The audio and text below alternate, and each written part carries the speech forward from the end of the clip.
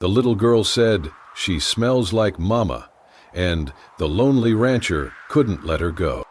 Colorado Territory, 1876. The wind stirred the prairie grasses with a whisper of the cold that still lingered in the bones of early spring. Rhett Morgan's ranch stood alone against the stretch of land, fences worn but mended, barn sturdy from his own hands, and the two-story house shaded by a lone cottonwood tree. Inside, the scent of hay and wood smoke lingered.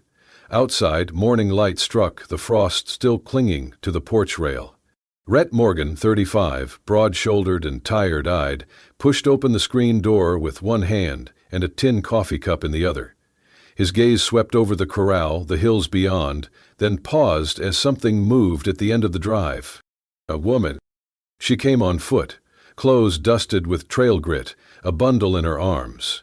Willa Hart, 24, slight but steady, carried her infant son wrapped tightly in a faded wool blanket. Jonah, just 8 months old, stirred sleepily, his cheek pressed against her collarbone. Her boots were scuffed nearly through, her hands trembled, but she kept walking. Rhett didn't move. From inside the house, the screen door slammed again. A small voice rang out. "Father."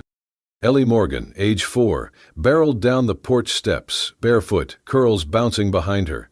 She ran straight toward the approaching stranger, giggling as her feet kicked up little clouds of dust. Willa froze. "Ellie, back here," Rhett called, setting down his coffee. But Ellie didn't stop. She skidded to a halt in front of Willa, squinting up with curious eyes. The little girl tilted her head, stepped closer, and reached out a small hand to touch the hem of Willa's skirt. She leaned in, sniffed softly, then with a satisfied smile she looked back over her shoulder. "She smells like Mama." The words landed like a rock tossed into a still pond. Rhett's expression changed, flickered with something raw and buried. He hadn't heard his daughter say that word in 2 years, not since the accident, not since the funeral. Willa lowered her eyes, gently shifting Jonah in her arms. "I'm sorry, I didn't mean to," she started. Rhett stepped off the porch, boots thudding softly against the earth. His eyes swept over the woman and the child she carried. "I'm not here to beg," Willa said quickly. "Just asking for a chance. I can cook, clean, sew. I'll sleep in the barn if I have to, just a place to rest and a little food for him." Jonah stirred, letting out a small, hungry whimper. Willa hushed him gently, rocking side to side. Rhett's jaw tensed. He didn't answer right away. "You got people looking for you?" he asked. "No, sir." "Your husband?" "Gone. Months ago." Her voice caught, but didn't falter. "No one's looking. We just need some place to stop. I'll earn it, I swear." Ellie had not moved from her spot. She stood close to Willa now, staring up at Jonah with wonder. "Can he talk yet?" she asked softly. Willa shook her head, almost smiling. "Not yet." Rhett rubbed a hand across the back of his neck. The silence stretched long between them, taut as wire. Then Willa did something unexpected. She turned to go. "Thank you anyway," she murmured. She had taken only 3 steps when Ellie ran forward again. "No," she cried, wrapping her arms around Willa's leg. "Don't go." Willa stood frozen, uncertain what to do. She looked up at Rhett. He swallowed hard. Then, quietly, he walked to the gate and opened it. "You can stay in the bunkhouse," he said. "It's not much, but it's warm." Willa blinked, stunned. "You mean it?" "I don't say what I don't mean." He glanced at Ellie. "And she doesn't usually say that kind of thing." Ellie smiled, as if she'd done something important. "Come on," Rhett added, softer now. "I'll show you around." As Willa stepped through the gate, Ellie slipped her hand into Willa's free one. She looked up again and whispered, almost like a secret, "You really do smell like Mama." This time, Willa didn't correct her, and Rhett, standing beside them in the morning light, realized he couldn't bring himself to ask her to leave. Not now. Not after that. The bunkhouse behind the Morgan home was modest: 4 walls, a wood stove, a cot barely wide enough for 1 adult and a baby. But to Willa, it felt like shelter, safety, a place to breathe. By the second morning, she had tied an apron around her waist and stepped into the kitchen without waiting to be asked. Her fingers, calloused from years of mending, moved quickly, kneading dough, boiling water, scrubbing the iron pan clean. Ellie followed close behind, dragging her rag doll by one arm. Jonah hardly cried. He stayed strapped to Willa's back, alert eyes wide under his soft wool bonnet, watching everything. "Everyone's watching you," they said. Rhett Morgan kept his distance. From behind the barn he watched her hang laundry, pinning shirts with swift, practiced hands. She fixed the hinge on the back door without being told. When she noticed Ellie's dress was too tight under the arms, she restitched the seams with thread pulled from an old curtain hem. He didn't say much, mostly nodded, sometimes grunted. That night, Willa made corn chowder and left a small biscuit wrapped in a napkin beside the crib where Jonah slept. The next morning, Rhett walked 10 miles to the mercantile in town and spent 30 minutes pretending to shop for nails, then quietly purchased a small, soft, blue dress with lace cuffs. He'd told no one. Later that week, Ellie came skipping out of the bunkhouse wearing it. The sleeves were a little long, but the joy on her face erased any awkwardness. Rhett, loading hay into the cart, froze at the sight. "Look, Papa," Ellie twirled. "Mama Willa fixed it for me." Willa stood behind her, half in shadow, cheeks flushed. Rhett said nothing, only tipped his hat lower and turned away before they could see the storm in his chest. Mama Willa. The name rang in his ears long after sunset. Evening settled into rhythm. Willa taught Ellie how to churn butter, her laughter light as wind in grass. At night, she hummed to Jonah, curled in the bunkhouse with both children tucked against her sides. Rhett, alone in his big empty house, stared at the fire longer than necessary. He didn't know what to make of her, of any of it. One evening, Rhett stepped into the kitchen and found her kneeling, scrubbing the hearthstone with bare hands. "You do not have to do that," he said, arms crossed.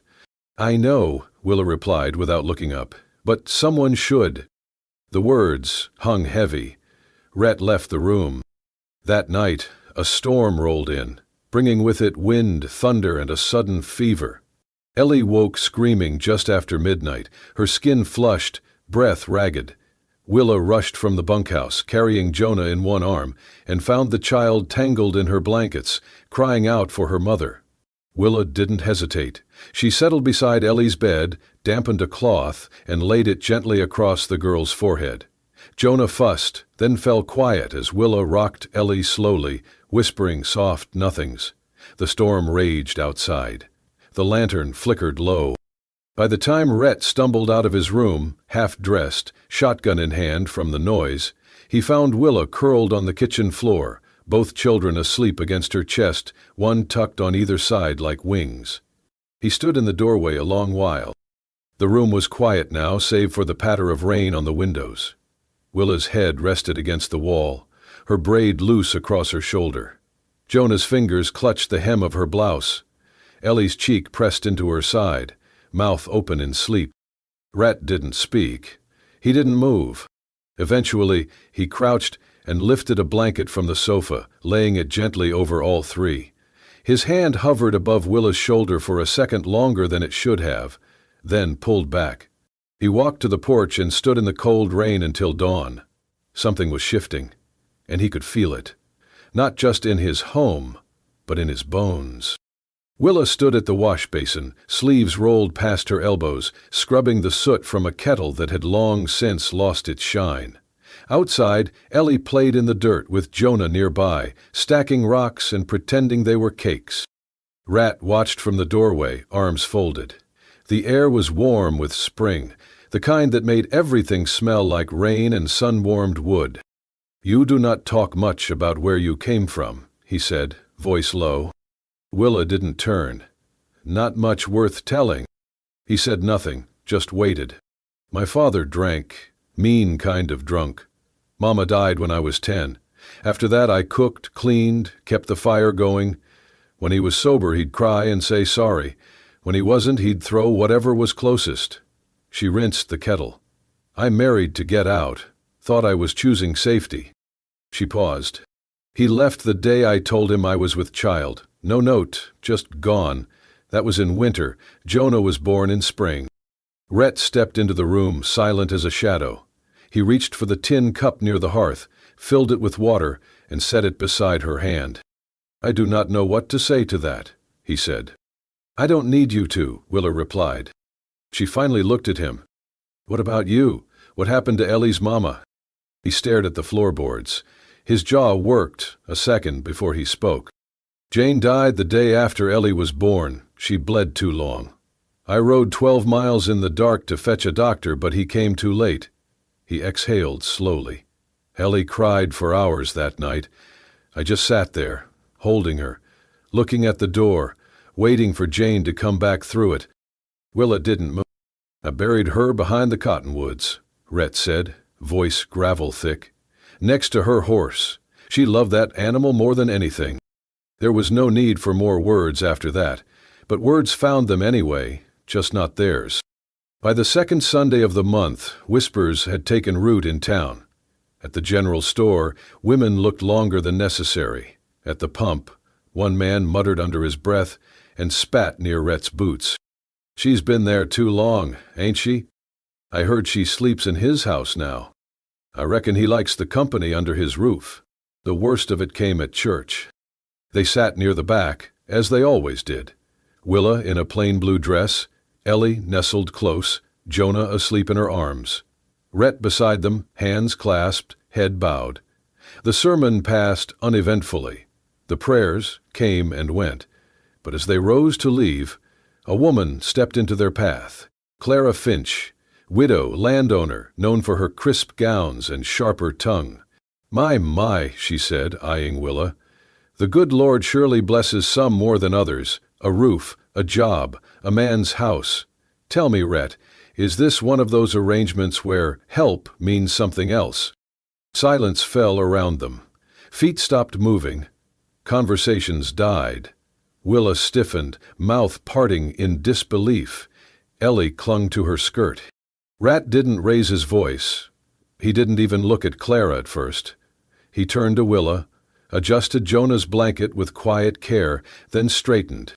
"She works harder than anyone in this town," he said, calm and clear, "and Ellie never smiled the way she does until Willa walked through that gate." Clara blinked. He nodded once, then added, "You can pray about that if you like." Then he took Willa's hand, not tightly, just enough to show he wasn't ashamed, and walked out into the sun. People parted to let them pass. No one said a word. Willa didn't speak until they reached the wagon. "You didn't have to." "I know," he said. She looked at his face. It was quiet, strong, not angry, just done with hiding. Ellie tugged her skirt. "Mama, Willa, can we go home now?" Willa nodded. Radley climbed onto the wagon seat and held out his hand. She took it.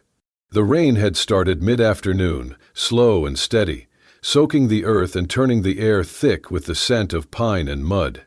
Rhett was repairing a split post by the east fence when he spotted the rider, a tall man on a lean gray horse, cutting through the drizzle like he belonged to it. The man dismounted at the gate without waiting to be invited. "Looking for Willa Hart," he said, wiping his brow with the back of a leather glove. "Tell her Emery Tate is here." Rhett's spine stiffened. "State your business." "She'll know," Emery said with a half-smile. "Tell her it's about my son." Inside the house, Willa froze when she saw him through the window. Jonah was asleep on the rug, Ellie beside him humming softly. Her hands trembled. She stepped outside, shawl pulled tight. "I thought you were dead," she said. "Well, I ain't," he replied. "Been in Wyoming, mining work. Heard I got a boy." "You left before he was born." "Still makes him mine." Rhett stepped between them. "You here to take him?" "I am," Emery said. "That boy's got blood. A name. A real family waiting in Kansas, not this shack in the woods." "He's not a possession," Willa snapped. "You want court papers? I'll get 'em." He tipped his hat and walked off. That night, Willa packed quietly. Coins, diapers, Jonah against her chest. She reached for the latch. Rhett was already there. "You're not going," he said. I can't fight him. You already have. He doesn't know Jonah's laugh or his cry. You do. She sank into a chair, eyes full of fear. You are his home, Willa, not Emery Tate. The next day passed heavy with silence, but the storm came anyway. Boots on gravel woke Rhett. The back door slammed. Jonah's crib, empty. He raced outside. Rain poured. 2 men on horseback galloped away. One held a bundle wrapped in blue. "Jonah!" Willa's scream split the night. Out. Rhett mounted his horse, bareback, chasing through trees and mud. He caught up near the creek, but too late. One man swung a rifle. It cracked across Rhett's jaw. He hit the ground hard. "Stay down," the man growled. A gunshot tore through the night. Willa stood above, soaked and shaking but steady, holding Rhett's rifle. "Put him down," she said. The man hesitated. Willa fired into the air. Lights flared from houses. Dogs barked. Doors opened. "Drop the boy," someone shouted. Under pressure, the man obeyed. Willa rushed forward, Jonah crying in her arms. Rhett staggered upright, bleeding. "You all right?" she asked. He nodded. "Barely." Emery pushed through the crowd. "She kidnapped him. He's mine." No one moved to help. "She saved that child," someone muttered. "Protected him like any mother would," said another. A farmer took Emery's reins. "You best ride out," he warned, "before someone fires lower." Emery looked around. Faces were cold. Judgment passed. He turned and left. Rhett moved toward Willa, something raw in his eyes. "You could have run," he said. "I was done running." And for the first time he reached out, not just to steady her, but to hold her. And she let him. Rhett winced slightly as Willa dabbed at the cut above his brow. The gash had swollen overnight, darkening to a bruised purple. She had soaked a rag in warm water and wrung it out with quiet hands, then held it gently to his skin. He did not flinch, but he also did not meet her eyes. "Hold still," she murmured. He nodded once, jaw tight. Jonah was curled in the cradle beside them, belly full and cheeks pink from sleep. Willa glanced over at him, then hummed a low lullaby under her breath, barely audible but steady as the heartbeat of the house. Across the room, Ellie sat on the floor with a crayon clutched in her hand. She worked furiously over a scrap of paper Rhett had salvaged from the general store. "I'm drawing us," she said without looking up. Willa tilted her head. "Us?" Ellie nodded. "You and Papa and me and baby Jonah." Rhett's shoulders tensed. Willa froze, rag still in hand. The little girl held up her drawing proudly, 4 stick figures under a bright yellow sun. One had long red hair, one wore a wide-brimmed hat. 2 tiny ones held hands in the middle. Max and Julie stood in the front. In the back, Wesley Braun sat in the back. Rhett said nothing. Willa bit her lip and smiled faintly. "That is beautiful, sweetheart," she said. Ellie beamed. Later that afternoon, the storm clouds cleared. The fields behind the barn steamed under the touch of sunlight, and the sky stretched wide and gold above the hills. Rhett hitched up 2 horses, letting them walk slow and easy. Willa took Jonah in the sling against her chest, and Ellie bounced along beside, one hand clinging to her papa's. For a while, no one spoke. They simply walked. The only sounds were hooves on damp earth and the whistle of birds in the thickets. When they reached the ridge, the whole valley unfurled below them, wild flowers still bowing from rain, fence posts glistening. Willa let out a breath she had not realized she was holding. "Oh, it is beautiful here," she whispered. Rhett glanced over. She was smiling, not cautiously, not politely, but full and real for the first time. Her hair caught the light, and the damp wind carried her laugh down the hill like a promise. He did not smile back, but something inside him loosened. That evening, after Ellie had gone to bed and Jonah lay sleeping in the cradle, Rhett stepped onto the front porch. The sky was inky above, stars scattered like silver dust. The swing creaked softly in the breeze. It had been broken for years, ever since Clara, his late wife, fell ill. She used to sit there on warm nights, humming songs and sipping tea while Ellie kicked in her belly. Rhett had not touched the swing since. But tonight he crouched beside it with a new length of rope and a sanded board. His fingers were rough but steady. The porch lantern flickered as he tightened the last knot. Then he did something he had not done in a long time. He added a second seat, just beside the first, close but not too close. When Willa stepped out to hang a towel, she paused at the sight. Rhett stood with his hands in his pockets, looking at the swing as if unsure whether to sit down. Willa didn't say a word. She walked to the swing, ran her hand along the smooth wood, then sat in the new seat. Rhett slowly lowered himself into the old one beside her. The swing creaked again, but held. They rocked in silence, shoulder to shoulder but not touching, as crickets began to sing. Willa folded her hands in her lap. "Thank you," she said quietly. Rhett glanced sideways.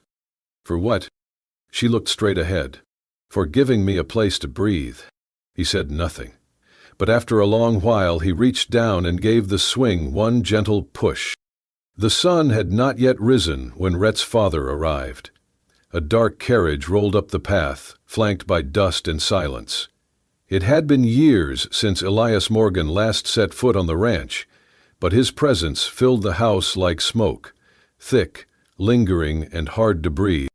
He was a tall man with a stern jaw and cold blue eyes, dressed in city black despite the heat. Ellie hid behind Rhett's legs when he stepped down from the carriage. "I heard troubling things," Elias said by way of greeting. "So I came." They sat in the parlor. Willa stayed in the kitchen, out of sight, holding Jonah close while the men spoke low behind the walls. Elias did not mince words. "A woman with a bastard child? Working under your roof? The town talks, Rhett, and I raised you to rise above scandal, not wallow in it." Rhett's voice stayed even. "She works hard. She is kind. Ellie adores her. She is not your wife, and she never will be." Silence. Then the scrape of a chair. "She does not belong here, son," Elias said quietly. "Find someone worthy of your name." Willa did not cry when she heard. She simply turned away from the kitchen door, walked upstairs, and began to fold her things. There was not much: 2 dresses, a shawl, a jar of salve, the cloth sling Jonna slept in. She packed without haste, brushing her fingers once over the edge of Ellie's drawing still pinned near her bed. Jonah cooed softly as she fastened the satchel. Her hands trembled, but she didn't stop. She waited until twilight. When Ellie was napping and Elias had retired to the guest room, Willa slipped down the stairs and out the back door, heading toward the stables. She would not wake Rhett. She would not make this harder than it had to be. The barn smelled of hay and pine and memories. She led her steps quietly to the saddled mule she had readied earlier. She was tightening the strap when footsteps crunched behind her. She turned. Rhett stood there in the fading light, arms loose at his sides, eyes shadowed with something unreadable. "I am not here to stop you," he said. She looked down. "I overheard what your father said. I figured." Her fingers gripped the mule's strap tighter. "He is right." Rhett took a step forward. "Is he—" She did not answer. He exhaled, voice low. "If you are leaving because you want to, I will not stop you. I will even help you pack." She blinked hard. "But if you are leaving because someone made you feel less than, because you are scared your past makes you unworthy, then do not go," he continued. His voice softened even more. "Because this ranch, this place, is only walls and dust without you. But if you call it home, it becomes one." The barn fell quiet. Willa stared at him. Her throat ached. "You do not have to choose between pride and peace, Willa. Not here. Not with me." Behind them, the wind rustled through the open barn doors. Jonah shifted in his sling and let out a small yawn. Willa glanced down at him, then back at Rhett. "Do you mean that?" she asked. "I have never meant anything more." She looked toward the road, then at the mule, then at the man standing in front of her, who had not reached to grab her, had not begged, had only spoken plainly. And in that stillness something inside her shifted. She unbuckled the strap from the saddle. Then, silently, she walked back across the barn and stood beside him. Rhett did not smile. He only nodded once and opened the door wider for her. She stepped through. The summons arrived on a gray morning, a folded letter, sealed in wax and delivered by a deputy with a grim face. Willa read it twice before her knees buckled. Emery had filed a custody petition. The document stated that Willa Hart was an unfit mother, citing her unstable past, lack of income, and moral irregularity. It included signatures from townspeople, 2 churchgoers among them, claiming she left Jonah unattended and was living in sin under a man's roof. Rhett read the letter in silence, jaw clenched. "He's not going to take him," Willa whispered. "He cannot." "We will fight this," Rhett said. That night, he wrote to a lawyer in Denver, a man he had once trusted. He explained everything, enclosed birth records, notes on Emery's past, and a plea for help. The reply came fast. The lawyer would arrive before the hearing. They had a case, but it would be close. Then came the fire. After midnight, Ellie's scream tore through the night. Willa bolted upright. Smoke curled under the door. "The barn!" Ellie shouted, pointing at the window. Flames already danced above the grain store, too fast to be an accident. "Jonah!" Willa gasped. She remembered. The crib had been moved to the cool pantry near the barn. She ran barefoot into the dark, Ellie close behind. The heat seared her skin. "Inside the pantry!" Jonah wailed. Willa kicked the door open. Wood blistered her palms. She grabbed him, covered his tiny face, and staggered out. Ellie held a damp cloth to her mouth, eyes wide but brave. They escaped as the roof collapsed, down near the stream. Fists hit flesh. Rhett had caught one of the arsonists, a boy in a torn coat, Emery's hire. They fought in the mud. The boy drew a knife. Rhett blocked the strike, but the blade tore into his ribs. He dropped the man with a final blow, then limped home, bleeding. By dawn, the barn was ash. The lawyer arrived that afternoon. "You should be in a hospital," he said. "No time," Rhett replied. "The hearing's tomorrow." Willa tried to stop him. He shook his head. "If we lose Jonah, I won't forgive myself." The next morning, the courtroom was packed. Emery sat at the plaintiff's table, flanked by a preacher and a stern woman from the church board. Rhett entered late, leaning on a cane. His shirt clung to him with sweat. He took Willa's hand and held it. The judge called order. Emery's lawyer painted Willa as reckless, morally weak, unfit. They read statements, heads nodded, smirks followed. Then Rhett stood. "My name is Rhett Morgan," he said. "I'm not Jonah's father, not by blood. But I've seen that boy grow. I've seen this woman raise him, with more love than most people ever will." He turned to the judge. "No paper can measure that. No signature can erase what that boy feels in her arms." A hush fell. He faced Emery. "You left them. You don't get to rewrite the truth just because you came back in a coat with witnesses." He walked back and placed a hand on Jonah's back. "This is his family." The judge leaned back. Silence stretched. "I have heard enough," he said. He looked at Willa. "You will retain custody. Case dismissed." Gasps. Emery stood, but the bailiff moved toward him. Rhett exhaled, sinking into his seat. Willa wept silently. Jonah cradled in her arms. Ellie rushed down the aisle and wrapped herself around Willa's legs. Outside, someone clapped, then another. Not loud, not for show, but real. Rhett took Willa's hand again. This time she did not let go. Spring came gently that year, unfolding over the hills like a hymn. The fields turned green again, dotted with wildflowers. Snowmelt fed the creek with clear water. In the yard, Ellie and Jonah sat beneath the cottonwood, a basket of sticks and toy animals between them. "This one is the mama cow," Ellie said. Jonah gurgled, chewing on a wooden horse. Rhett worked nearby, fixing the squeaky kitchen cabinet Willa had mentioned. His sleeves were rolled, a smudge of paint on his cheek. He hummed under his breath, nothing recognizable, but calm. Inside, Willa sat with her sewing basket, showing Ellie how to braid a doll's hair from leftover twine. "Like this, Mama Willa?" Willa smiled. "Just like that, sweetheart." The name no longer made her flinch, not because it was expected, but because it felt true. Later, as Rhett entered with wood dust on his shirt, Willa brushed his shoulder.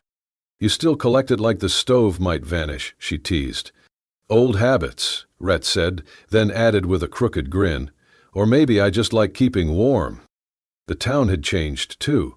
A note arrived from Mrs. Cartwright, the same woman who once scorned her. It read, "You are welcome for tea on Sunday. Bring the little ones." Willa read it twice. Rhett only shrugged. "She is trying. Let her try." More invitations followed. The baker tucked extra rolls in her basket. The postmaster called her by name. No one whispered anymore.